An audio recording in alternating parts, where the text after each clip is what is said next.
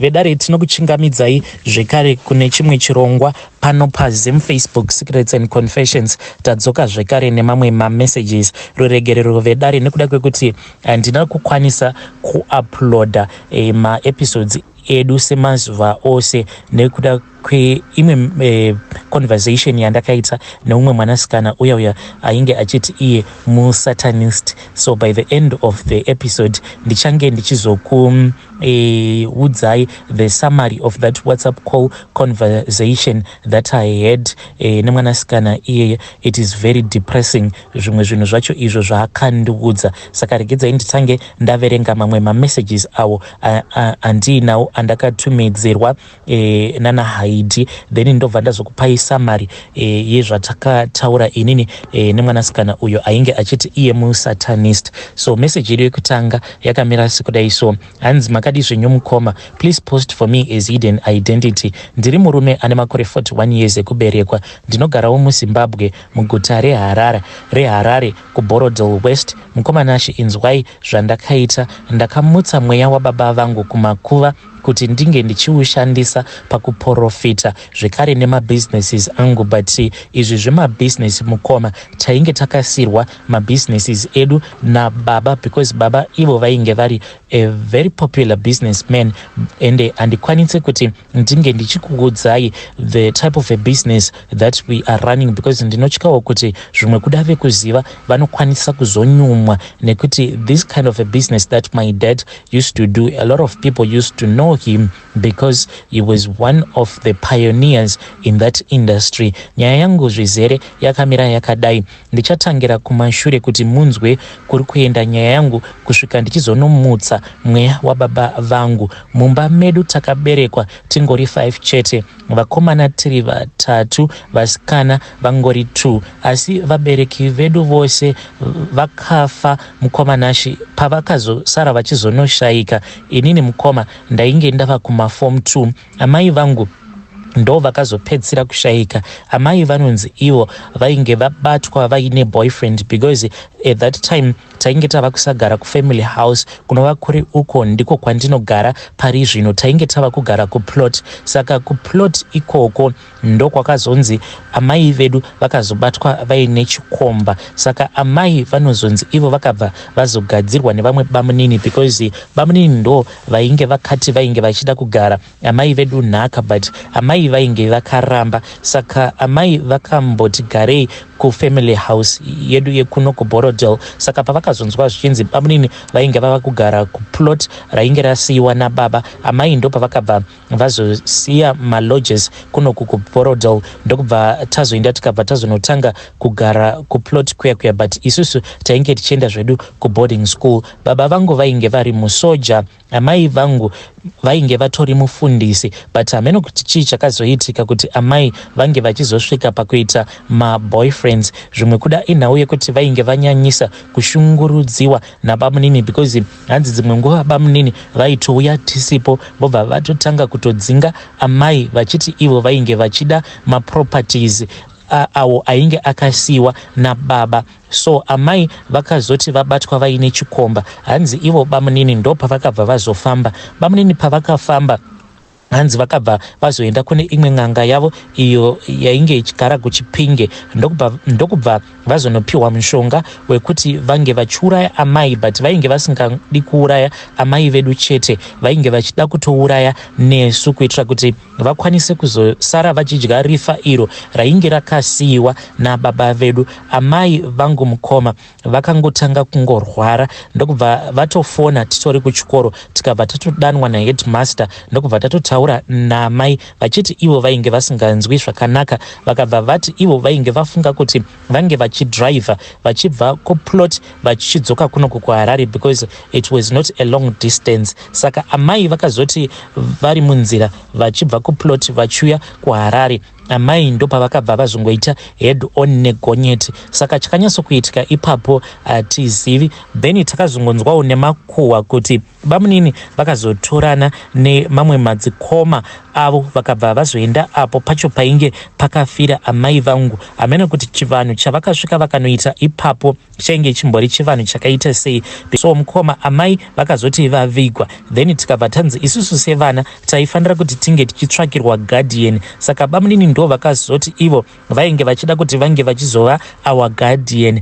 Ende bamunini ava mukoma vakazosvika pakubata chibharo imwe hanzvadzi yangu iyo yandakazopengesa, zvinhu zvokuti zvinondirwadza zvinhu zvandakaita, but I did not have any choice at all, because mukuzonokurawo mukoma nashe iniwo nekuzofambawo, nekuti ndaingogara ndichingorota baba vangu vachiti ivo vainge vachida kuti inini ndinge ndichizorana mabusinesses ose awo avainge vakasiya, awo ainge ava kuraniwa nabamunini. Ende tainge tava kutoona kuti mabusinesses awo ainge ava kuranwa nabamunini, they were no longer performing as usual. Saka inini mukoma pandakazonoromba, this was apo patainge takamirira results edu eform 4, ndo pandakazoromba ipapo. I was quite young, uye zvandainge ndichitoita panguva yacho iyoyo ndainge ndisingatombozivi kuti ndainge ndichiitei. Saka ndakabva ndazorangarira imwe shamwari yababa vangu at that time ainge achiri mupenyu mudhara iyeye, uyo ainge aine mabhazi, saka naiyewo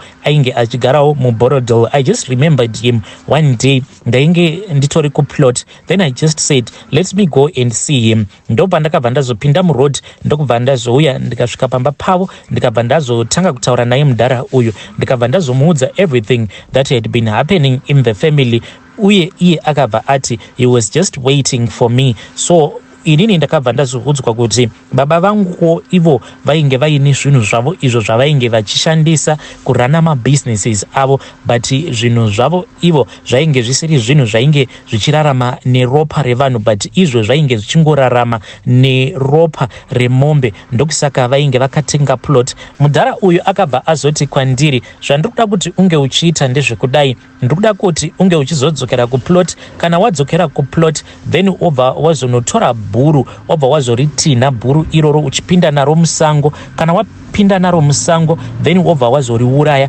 asi usazoribata mushure mekunge wariuraya. Uri kufanira kuti unge uchirisiyamo musango imomo, uye usazocheuka. Wazvinzwa here? Akabva azondiperekedza tichibva pamba pake, ndokubva tazodzokera kuplot, ndokubva azondipa pfuti iya. Takazotosvika kuplot wainge watova usiku. Zvino ndakazoti ndiri munzira ndava kufamba ndichidzokera kumain house, ndo pandakabva ndazosangana nerimwe bhuru. Ndainge ndichitori musango, but ndainge ndatova muplot medu. Mukoma ndo pandakabva ndazongotora pfuti iya, ndikabva ndangopfura bhuru riya, ndokubva ratogwadama rikabva ratofa. Ndakabva ndangotsvaka panzvimbo pekuti ndinge ndichiviga pfuti iya. Ndakati ndaviga pfuti iya, ndokubva ndazodzokera zvangu kumba. Ndichinopinda mumba, imwe hanzvadzi yangu uyo wandakazopengesa ndiye akabva azoona kuti ndainge ndakazara ropa. Neniwo handina kana kutombozviona kuti ndainge ndazvikuvadza, nekuti ndakati ndarova bhuru riya, mukoma rakaomba zvekuti kana ndega ndakabva ndanzwa ndichitya. Ndakabva ndaita zvinhu zvangu ndichimhanya-mhanya. Saka mukuzonomhanya ndichidzokera kumba,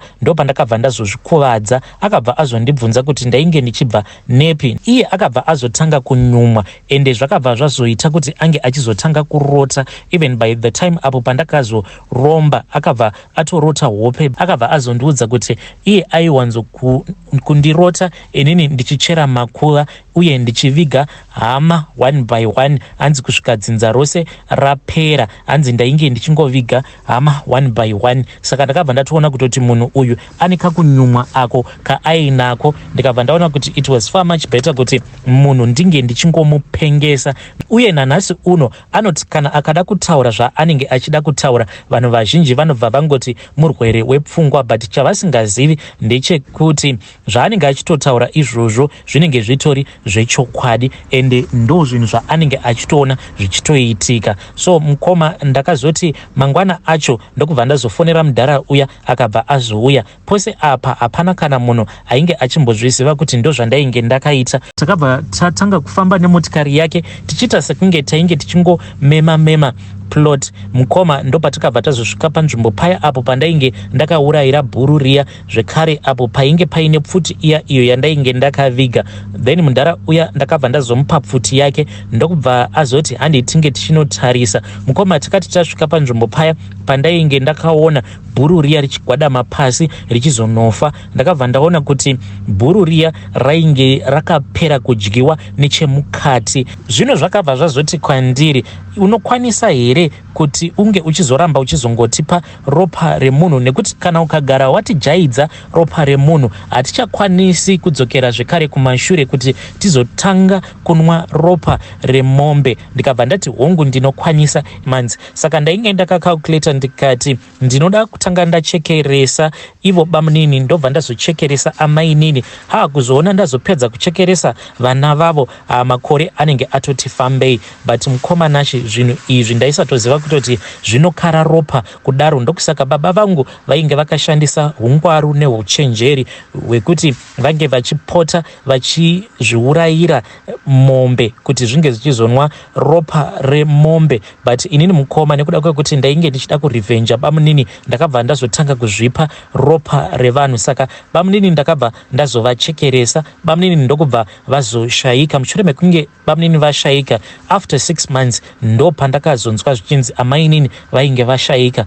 Ndakati ndiri munzira ndichienda kurufu rwaamainini, zvinhu zviya zvakabva zvazongokaruka zvanyuka mumotikari, zvikabva zvandiudza kuti ndaifanira kuti ndinge ndichirova U10 ndinge ndichidzokera kuHarare. Ndakamboramba ndichidhiraivha, but mukoma zvakabva zvaita kuti motikari inge ichidzima. Ndokubva ndaona kuti zvikwambo izvi zvainge zvisingadi kuti ndinge ndichienda kurufu rwaamainini. Saka amainini vakachemwa vakavigwa ndisipo, uye zvekare vana vavo vakachemwa vakavigwa ndisipo. Mukomanashi from there on ndakazongoramba ndongochekeresa hama.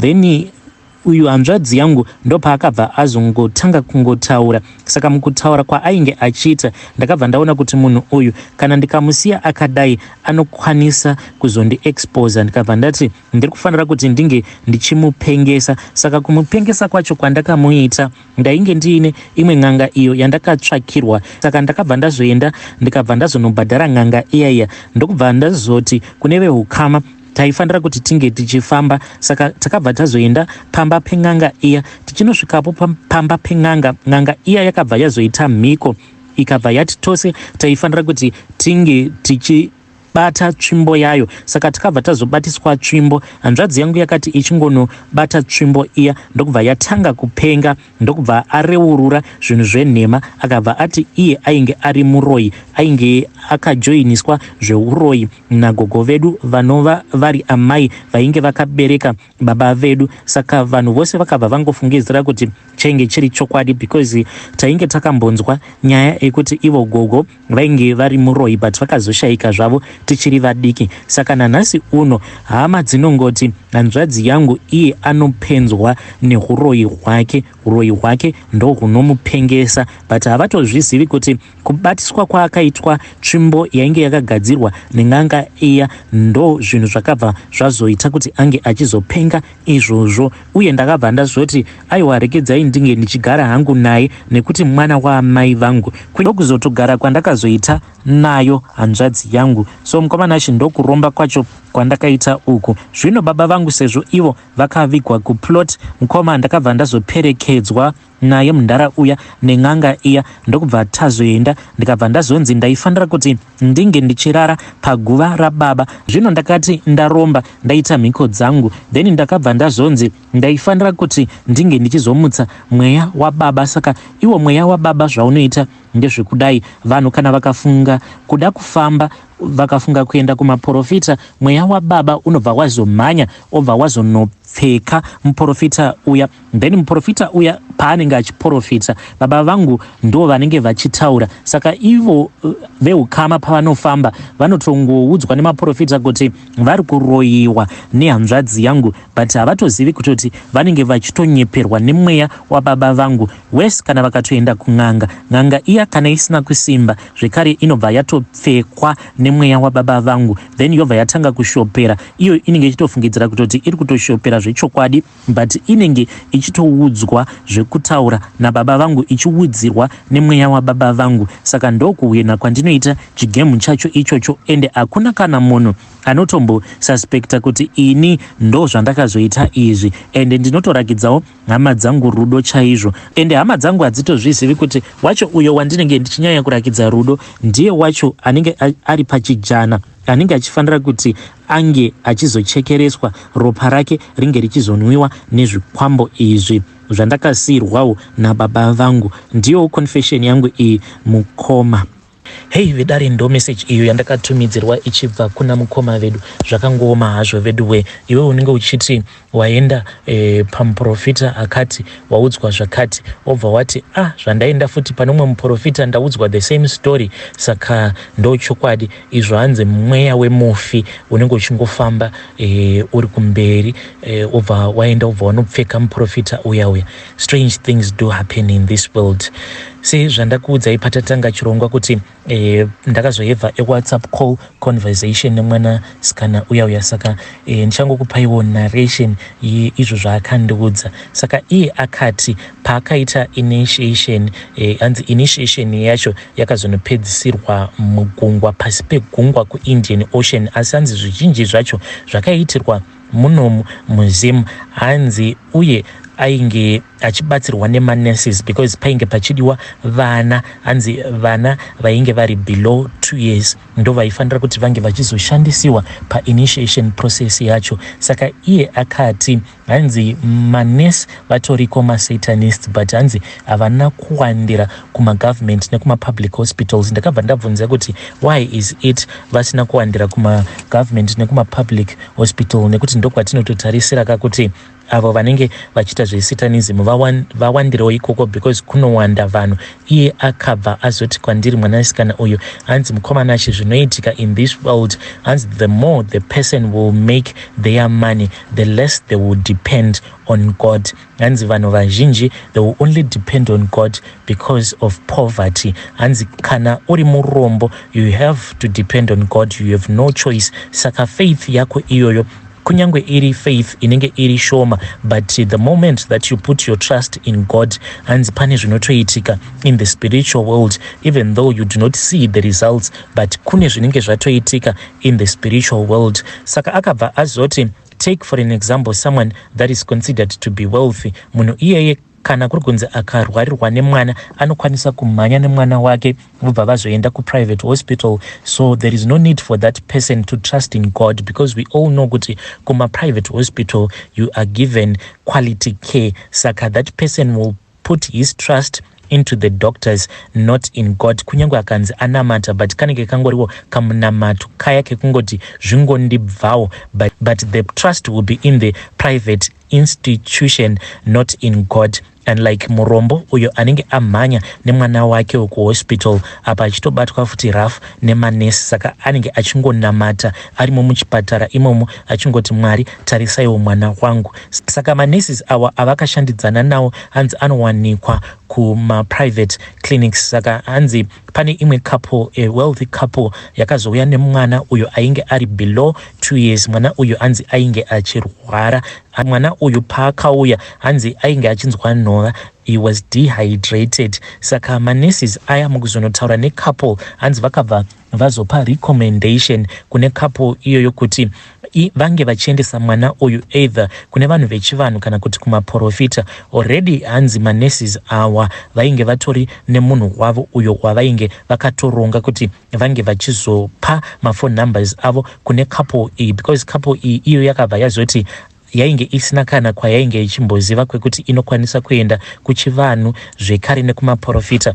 Then one of the nurse akabva ati no, it is fine. Ndokubva vazopiwa namba yevamwe madzimai, but madzimai ava naivowo vanogara muHarare, but musatanist madzimai vacho ivavo. Ndokubva kapo yaya yakabva yazotaura namadzimai vaya. Zvino madzimai vaya vakabva vazofonera musikana uyu, ndokubva azouya kumba kwavo. Saka iye ainge vachitongoitawo sekunge munin'ina wavo madzimai ivavo. Saka couple iyi hanzi yakazouya huri usiku ndokubva vazotanga kuitirwa minamato.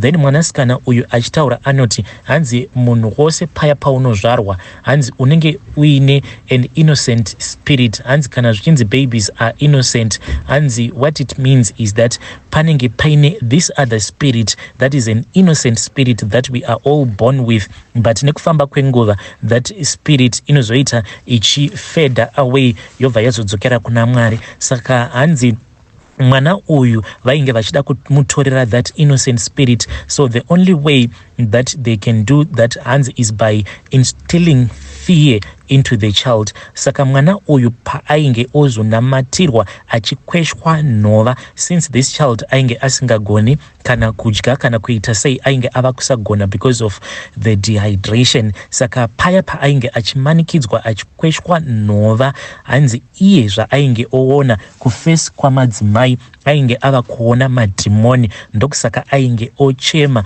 and the baby was so shocked zvekuti that spirit, the innocent spirit, left him. Hanzi mweya iwoyo wakati wabuda wakabva wazotrepewa, it got trapped. Later on pavainge voita initiation yavo, mweya iwoyo wakabva wazoiswa maari musikana uyu. Saka that is the story that she told me. Vedare apa ndanga ndichitongozamawo kutongosefa mashoko, zvinhu zvaakataura zvinotyisa, zvinhu zvaakataura zvinotyisa mwana uyu, zvekuti it got me so depressed, because in that moment ndakaona mwana uyu achinzi pacho paainge achikweshwa nhova, I just imagine kuti kana musikana uyu ainge achiti hanzi madzimai ava vakaita zvekuti mwana uyu ange achisvika pakubatwa nebuka vachimuzunza. Just imagine the fear that this little young boy had at that time. Apa imimi sezvo muri vabereki musina kana chamunenge muchimboziva, mune muchingoti